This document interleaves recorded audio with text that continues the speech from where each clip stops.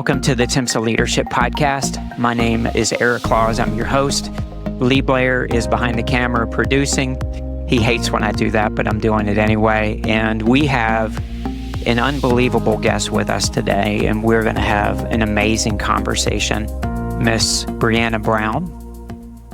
And wow, we got a lot to talk about. So we are in Middle Tennessee. We're in Nashville, actually recording this. And as I was going through and I sent you the questions, I almost got emotional just thinking about these.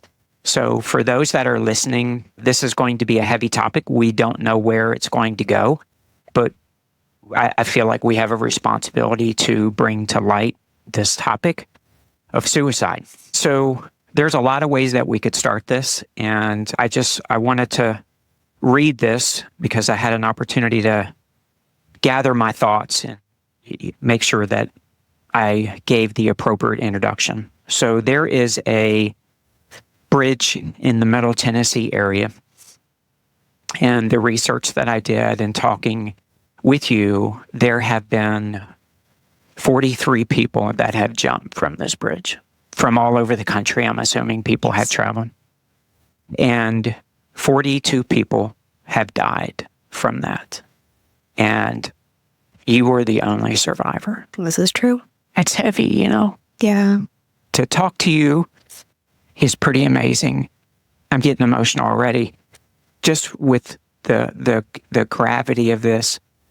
And I had shared with you, coming from a medic's standpoint and then also a nurse, I have been on numerous conversations with family members or have unfortunately got to see the impact of suicide.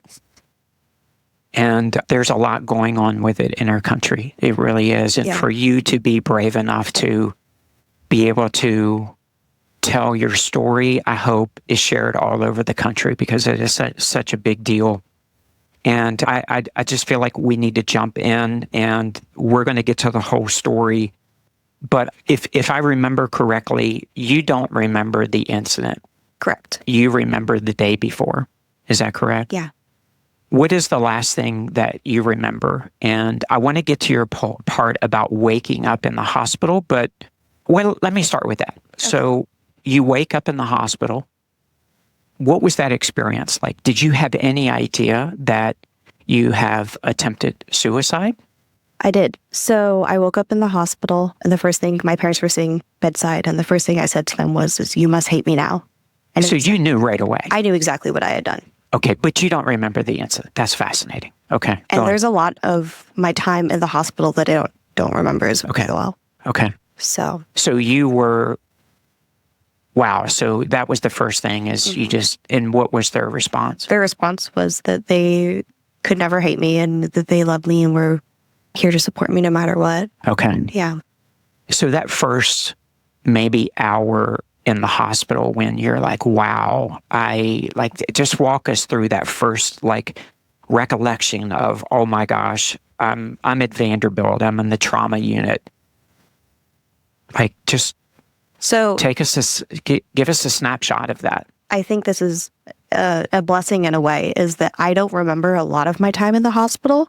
I know that I woke up in the hospital and I said that to my parents, that they must hate me now. But I remember there's bits and pieces that I remember. I remember some of the nurses. I remember I had excellent care. And a lot of what I, quote, remember is what I've been told from my mom and my parents. And can you share that? Can you share what you were told that, how, just walk us through what you learned after, after you woke up and you're starting to ask questions. Mm-hmm. Yeah. Kind of share that with us if you don't mind. So my mom and dad told me that, I was really happy that everyone was there. We had a large amount of people there, for friends and family and members of our church. But I think would just ask to see different people. Mm-hmm. It was just really, it was weird. I was kind of very different from a normal suicide. I don't want to say a normal suicide attempt, but was not the typical patient because I was like, I had my suicide attempt.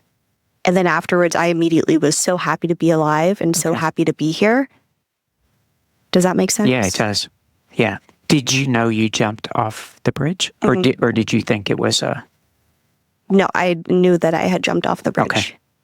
And I'm sure you had conversations with your mom about, how were you acting? Like what was the last 24 hours, being around your mom? Did she say you were acting, differently? And, how did the story unfold about how you were found? Because there were no witnesses, I don't think. Do you mind sharing just a little bit about, that story, which I think is really interesting, but very relevant just based on, a lot of things that we're going to talk about.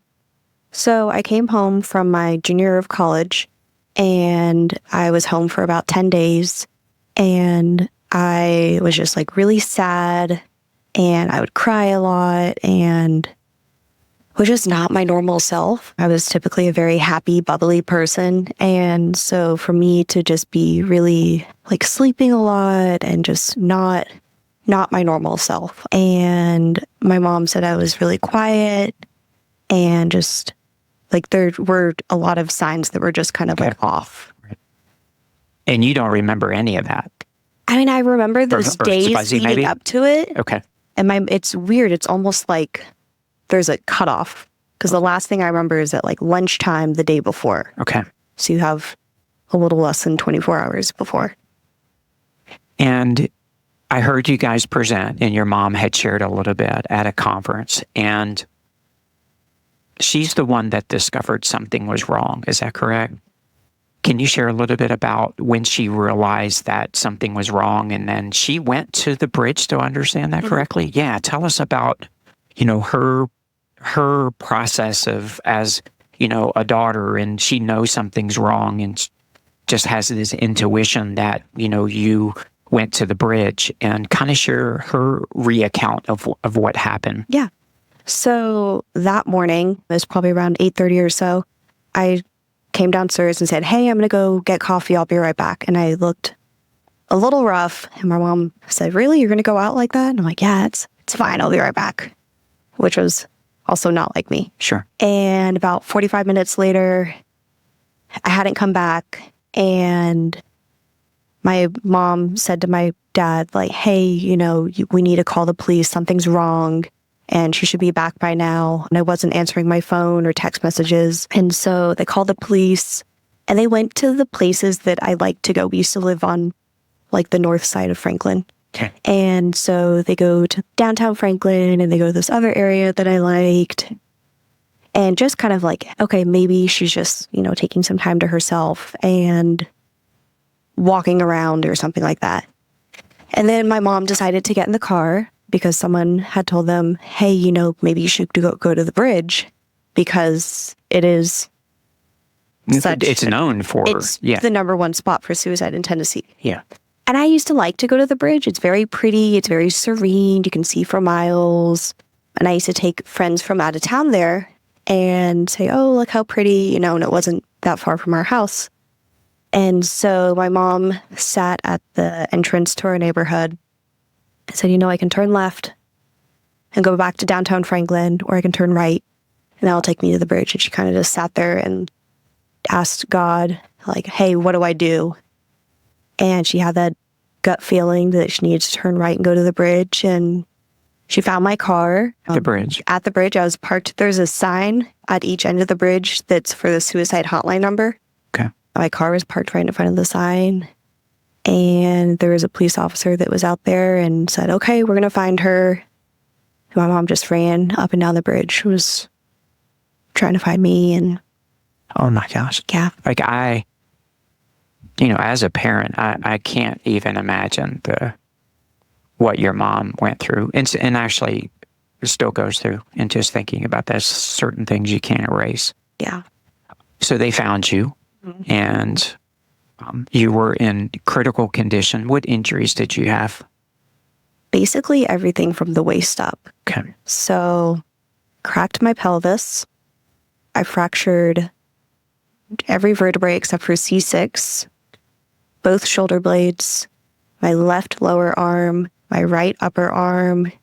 I had internal bleeding on my spleen and my liver. I had a collapsed lung. I broke a collarbone. I had a brain bleed on my brainstem and a TBI.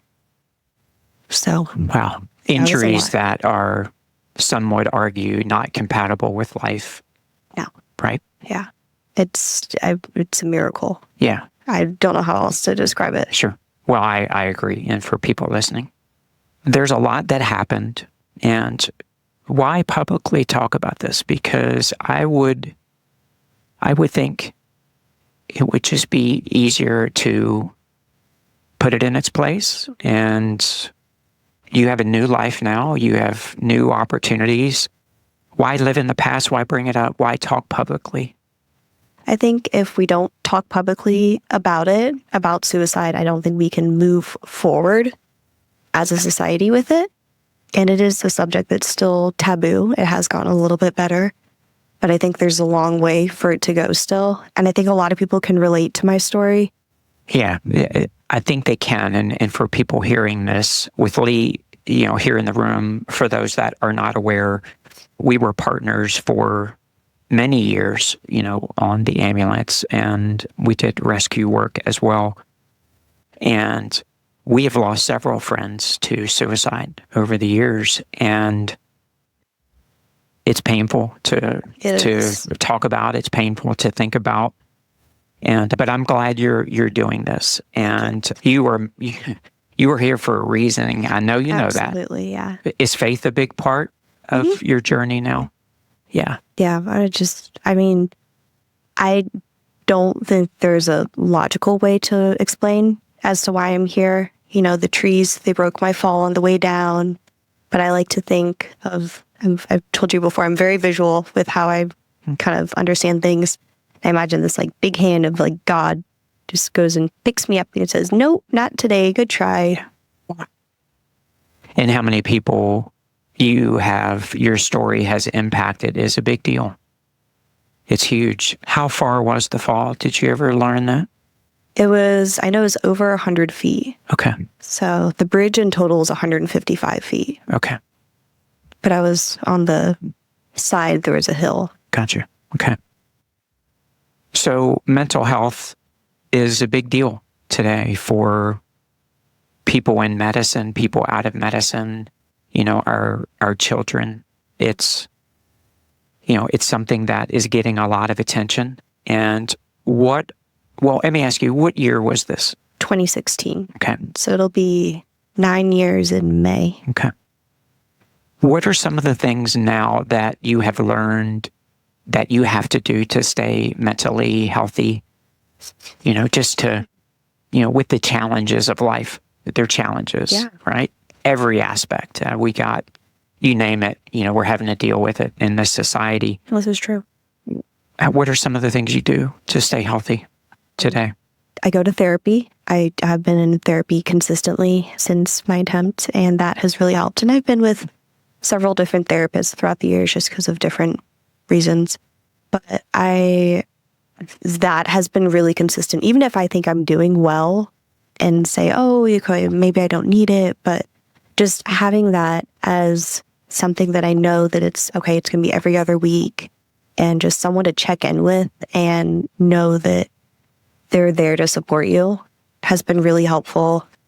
And I could not imagine life without therapy. It's great. But, I spend a lot of time with family and friends. It's been really helpful. Music. Which we learned that you are a musician. Yes. Which is awesome. Yes, I play the cello. But music has been really helpful, which is interesting because it is part of what led to my attempt. But I've gotten to change the relationship with music to now allow it to be healing. And so I'll play cello or I play piano a little bit. And it's just something to take your mind off of what is happening at the time. Yeah. Yeah. Like an activity. And I think that there's a couple of things that you mentioned that I want to expand on. The therapy part. Mm-hmm. And there is within the healthcare system, emergency profession, there is a stigma that we are the worst, as in, we get to deal with people's emergencies and, we're not going to ask someone to help us. And I'm a big proponent of you have to take care of yourself. And Absolutely. Therapy is not a bad thing. I've been through it. That continues to make you healthy. And so for those that are listening, we have an obligation, right? If we have to keep ourselves first, we have to be healthy. Absolutely. Or you're not able to, to take care of your family or to, be around your friends. And I'm glad you certainly mentioned that. Yeah. And the events leading up to this, wherever you are, whoever's listening, is in, there are triggers, and I think we become overwhelmed with stress. And when we fight this on our own, we feel alone, we feel isolated, and we are not designed to do life alone. No, we're meant to be together. Yeah. Yeah. And has that helped you now with being with the people that love and care for you, and you have an incredible support system? Yeah. And which is awesome. Has that helped you a lot? Absolutely. That's been really good. And I know that I have family and friends and my husband that are always going to be there to support me. And yeah, I'm a pretty independent person. So I like to do things myself, but I have learned that it is better to ask for help and to not try to do everything yourself, and, to really lean on others for support, and you're not a burden. Yeah. I think that's been one of the biggest things I've learned, is to know that, you're not a burden just because you can't be 100%. And So you have bad days, is what you're saying. oh my gosh, absolutely. Yeah. The reason I ask you that is, likewise, and I think it's a perception of some that, people judge us and like, wow, you got it all together. And how do you get through a bad day? I think part of it is allowing yourself to have a bad day. Okay. And know that, it's not always going to be sunshine and rainbows, and it's not always going to be great. So I think allowing yourself to feel those feelings, but acknowledging that they're just feelings and that's not who you are as a person. But when I do feel that I'm having a bad day or am feeling down, I try to do things I know that are going to lift me up. So I'll call my best friend, or I'll go take myself out to coffee, or I'll go play with my dog, just little things. Or if it's coloring is a really good activity because it's pretty mindless, but you create something. Yeah. Yeah. Well, I think that's great. And I think we all should have an understanding of how to deal with a bad day. I don't think that's taught, right? I think we're just, especially today in social media, everything looks, the highlight reel of the 10%, right? Everything is like, oh, it's great. It's a great vacation, not knowing that there's a little bit of stress that goes on, behind the scenes of just everyday life. And for me, I think how I deal with a bad day is I look at it as a season. Some seasons are long, but I will just, I will allow myself to be like, okay, it's a bad day. I'm not myself. I don't feel good. I'm not going to be destructive. I'm not going to cause an argument with my family. I may get a little extra rest, or I may binge out on a show that, doesn't cause me to stress out. But I do think that is an important part of, self-leadership. And, we talk about this, saying is, the most important person you ever lead is you, but it's also the hardest thing, right? And these are just the things that we have to do. And for years, I will openly admit, because you're going to educate everybody on this, is for years I have heard and I have used the terminology that someone has committed suicide. And I learned years ago while presenting at a conference, someone had educated me and said, that is a taboo word. That should not be said that way. And I was kind of shocked. And what is the proper way that we need to refer to someone that has taken their life? Yes. So the proper terminology to use is that someone died by suicide. Okay. So, and that is because it used to be considered that suicide was a crime. And so you'd say you commit suicide just as you commit arson or whatever other crime. And if you attempted suicide and failed, you could go to jail. So we're just trying to change the language around it and say that someone died by suicide. Just because someone took their life doesn't mean that it's a crime. And it still is a crime in over 20 countries. Okay. But we don't say that someone, committed cancer. They died from cancer. And that is now that I know and that I have known for years, people are not aware. And I would assume with family members that are educated on this and they hear it, not that it is the intent of the person say it, but it is almost offensive hearing it the other way, I'm sure, to the family members of someone that has died by suicide. For those listening, many of our responders that are listening, have dealt with suicide. Just be very careful about the language. And we appreciate you sharing the insights on that. And it's important. And we've talked heavy things about this. I want to turn this into positive now and look at your mission and your work. And you have been involved in a project at the bridge.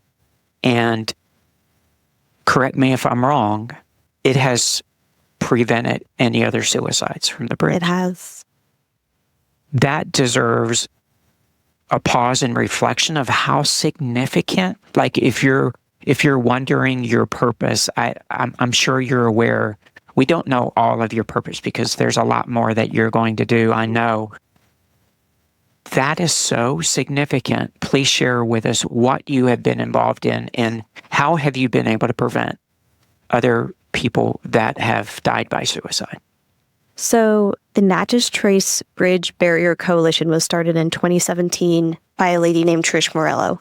And she lost her son to suicide at the bridge in January of 2016, so about 4 months before my attempt.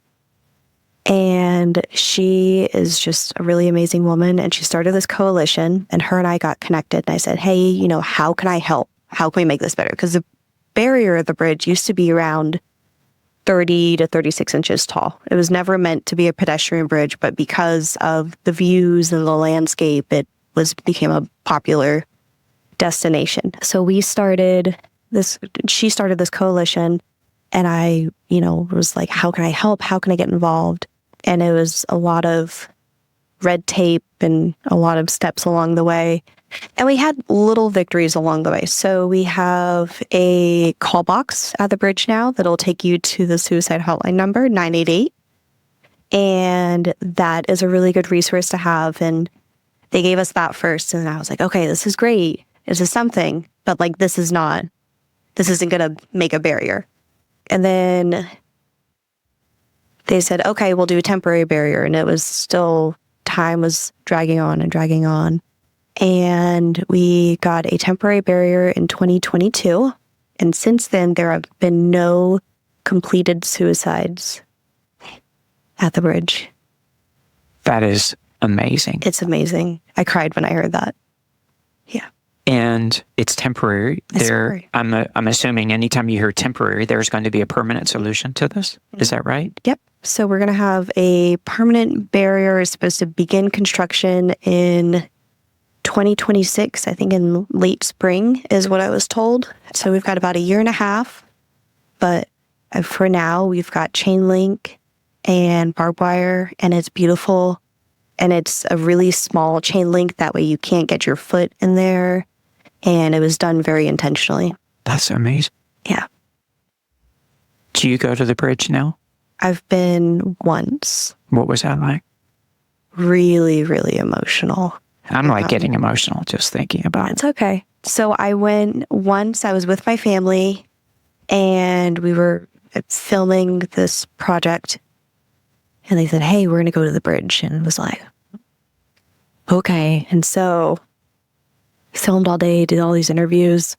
And I remember driving to the bridge, And I remember seeing the landmarks and knowing we're getting closer. See the Lupus Cafe, and you see all these things. You're like, okay, I know I'm getting close. Here's your heart rate just pounding through your chest. It was racing. I thought my heart was going to pop out of my chest. And you're driving, by the way? No, my parents were driving. I was sitting in the backseat. And they were like, all right, you're going to be okay. And I just remember thinking to myself, like, it's only concrete and metal. Like, it's only concrete and metal, and I could see it off in the distance, and it's huge. I'm sure you've been there. I have never visited, but I've seen the pictures. It is humongous. And I remember seeing it off in the distance and telling myself, it's only concrete and metal. You're bigger than this bridge. And just kind of repeating that to myself over and over.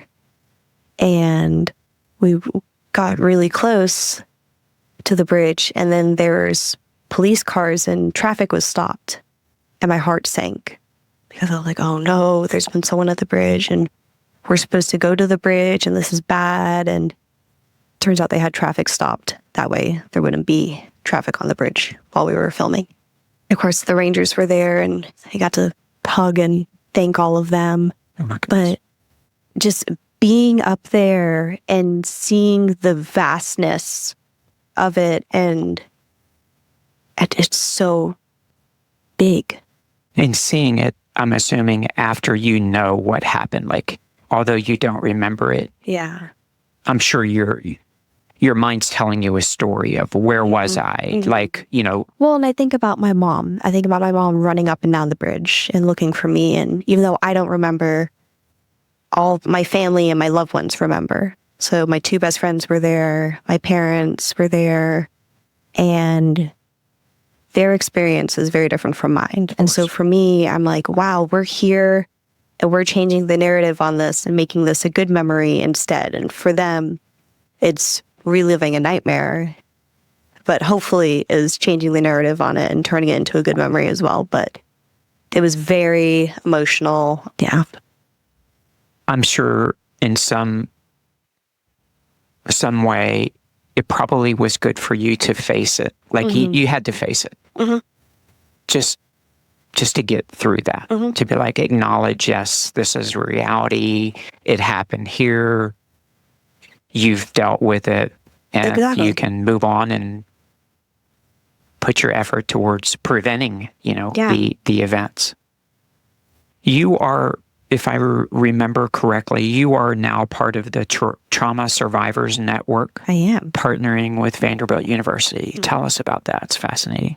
So I spoke at the iSurf conference in August, and I met Kathy Wilson. Yeah. And she heads up the Trauma Survivor Network and said, hey, I would love for you to be a part of this. And obviously I've experienced some trauma, and so I have insight there. And so I've went through the process of becoming a volunteer, and I'm going to start volunteering with their network. And I'm really looking forward to it because I think I have insight to offer, and just to be there to support someone, to remind them that, like, hey, things will get better. And they seem really bad now, obviously, but they will get better. And you're like a beacon of hope, right? I hope so. I would assume and know Kathy very well and know the trauma team, and there's a lot of trauma patients that are there. Just to see you truly, because you have the experience that you've went through, I would assume that for some people, you don't even need to say anything, just be present. And for them to know your story would just light them up to realize, if she can do it, like, I can get through it. I hope so. I mean, just to be able to be there for these patients and for the families. I mean, that's such a big part, is the families are going through this trauma as well. Such a big part. And that's why I was so excited to talk to you. I can't help but to think of the tragic suicides that I have dealt with over the years. Yeah. From kids, up to, adults. And the family members and the individuals that were going to die, but they were alive when we were working on them. There was a lot, but for your story to provide hope and, for you not being in the medical field, but your story is touching so many of the lives within medicine, within healthcare. It's just fascinating to me. And there's a void that you are filling that is rare, that we have the opportunity to be on the other side talking to you and learning about it. What is your life's mission now? And I don't want to ask you what it was before, because obviously there were challenges, but walk us through, what do you see yourself doing and the impact that you potentially could have? I want to help people, and I want to provide hope and, remind people that, things will get better. And depression is so dark and takes such a hold over people. It's hard when you're in that to know to see the other side of it. It's like putting really dark goggles on. Your eyes get adjusted and you're like, oh, this is the way things are. And that's not the way that things are. So I think just reminding people that this is not the way that things always have to be. And I think sharing my story, because I have such a unique experience, allows me to reach more people. No question. Yeah. I love that analogy about the goggles. Unfortunately, in the healthcare arena, sometimes the goggles that we put on are a worst case scenario all the time, right? We see it, we live it, we're dealing with it week in, week out. We're preparing ourselves to deal with the emergency.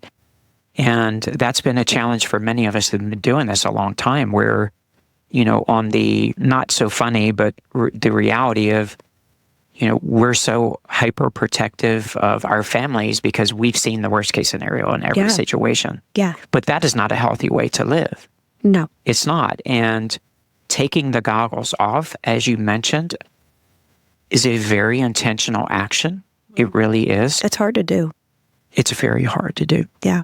And that, I hope, serves as a reminder for, everyone listening, is you cannot be a martyr, right? You have to take care of yourself, and you have to find the ways that work. It could be therapy. I do believe that, health and nutrition and mental health and spiritual health, body health, it all matters on how we're able to get through the stresses of the day, normal life, and then let alone you're dealing with intense situations if you're in healthcare where you're seeing the bad all the time.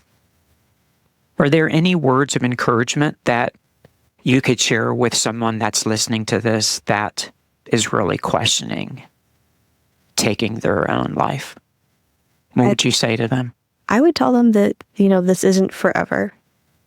There's the saying, this too shall pass. And it really is true. It can't stay this way forever. Things always, they ebb and they flow and they change. But I think, and the hardest thing is to ask for help. That is the most pride-swallowing experience I ever had. It is so hard to do. Yeah. Is it still hard for you? Or are you comfortable in that space now where you're like, it's just part of my life? You still have to remind myself, because there's sometimes, that you think, oh no, I'm going to be okay. I can fix it myself. And you have to remember that, it's okay to ask for help, and it's okay to say, hey, I'm not okay, and I need a little extra support right now, whether it's support from your family or from your spouse or anything in life. Yeah. It's... Have a buddy, I think. Yeah. Right? Yeah. You have that buddy. We all talk about that, is sometimes your buddy can see things that you can't. And I use the buddy as a metaphor. When I went through my post-traumatic stress experience, I laugh about it, but it was not funny. But I had to break the tension when I shared with my wife that I was having some challenges. And she looks at me and she's like, you need help. Yeah. She was the first one that spoke that. And the comical side of that, as I tell myself, because it's such a serious topic, I'm thinking to myself, you have no idea how much help I need because I am like really messed up. Yeah. I never said that, but that's what I'm thinking. Yeah. As I'm like, you're right. And, I have been part of so many rescues, but I never focused on taking care of myself. And this is that message for the providers and for those that are just entering the field and you're excited and, you get excited when you go to a call, as weird as that sounds. Not that we're hoping that things happen, but that's what we trained, and we love being able to help individuals. But you have to know how to decompress. Yeah. And the longer you do this, the more important that it becomes.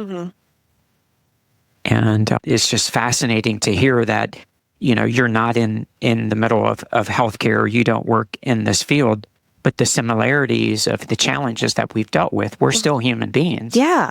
And it's still real, and it's still the challenges that we deal with. And I know I want to talk to you about a couple of more things, but while it's on my mind, you were sharing your story publicly now. And you were presenting at a conference that's coming up in Tennessee. It's the big TEMSEA Leadership Conference, the Tennessee Ambulance Service Association in February. I don't know when this episode is going to be released, but there is no doubt, and you and I have had conversations, that I could just envision that you being able to share your story as much as you want it to. How can people reach out to you if they're wanting to know, information about the work that you do and, how to get you on another podcast or how to get you to speak at a conference? Yeah. So I think probably email is the best, and it's briana.browne@att.net, and I'm sure we'll link it. Yeah, we will. Below. We'll link it. But email is probably the best way to get in touch with me, and I love sharing my story. Yeah.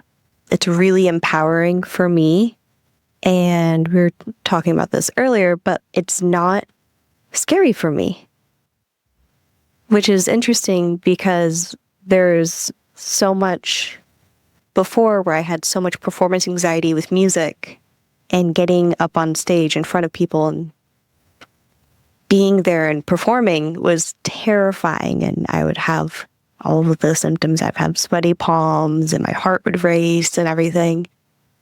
But I get up there and I get to share my story, and I know that I'm the one that's in control and that it's mine and it's providing hope to others. And hopefully it's helping people. I know it's helping people. Like, I've got to see it, and I'm going to be seeing it again in just a few weeks. And before you even get up on the stage, the hope that you provide, like, your mission is already accomplished before you even open your mouth, right?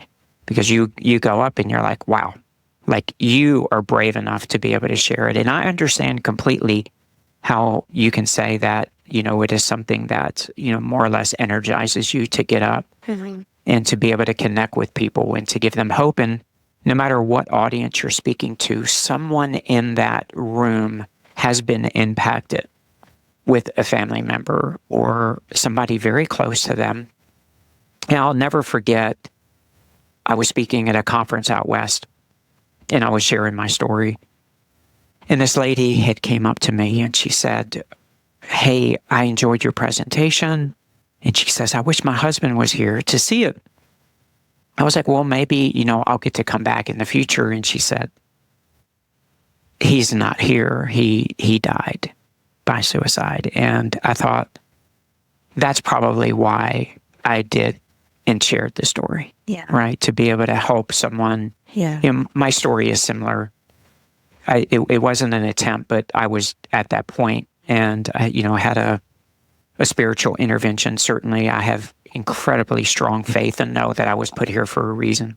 Yeah. And likewise, for you, I know you know that, and I know you sense that in your work with what you're doing is absolutely incredible. Is there anything else you wanted to share, or anything that I did not ask you that you thought would be helpful for the people that are tuning in? Oh, no. I think just, asking for help is the biggest thing. Yeah. And you said that the suicide prevention number, what is that number again? Tell us about that. 988. Okay. So that was approved about a year ago, maybe more, I would think. And it used to be a 1-800 number. And now it is nice and short. It's 988. And it's just, it'll get you to the crisis hotline that you can call, you can text. Sometimes talking on the phone is stressful to people. Yeah. And this is for anybody. Is that right? Anyone. Okay. Anyone. Do you know much about how often it's used? I would assume a lot. A lot. Yeah. A lot. I don't know the exact number. Right. Yeah. Well, I'm so glad that you're able to promote that, especially today where, a lot of people don't like to have conversations, and texting is the way. I wasn't aware that you could actually text. That is absolutely amazing. I can't believe we actually got to do this. I loved it. I'm so excited. Thank you for having me. Of course, this is going to be, shared, I know, a lot with people within the healthcare community and outside. And I hope that it impacts lives, being able to share your story in this way. And I'm truly grateful for the time that you spent. Thank you. So we'll be seeing you, and I know people are going to contact you in the future. So continue to do your mission because it's working and changing lives. Thank you. Thank you for joining the discussion today.